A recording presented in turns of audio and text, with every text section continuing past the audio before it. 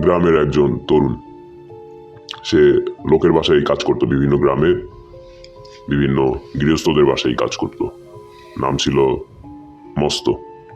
তো মস্তকে প্রতিদিনের মতো ওই দিনও বলা হলো যে তুমি আমাদের বাগানে কাজ করবে, 2 দিনের কাজ।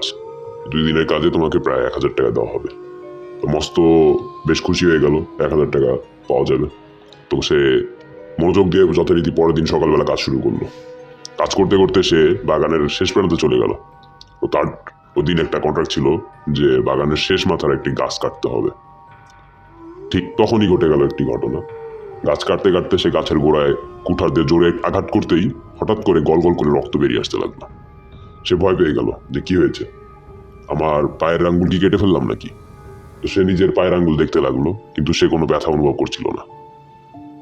এর মাঝেই সে ভয়ে আটকে উঠল।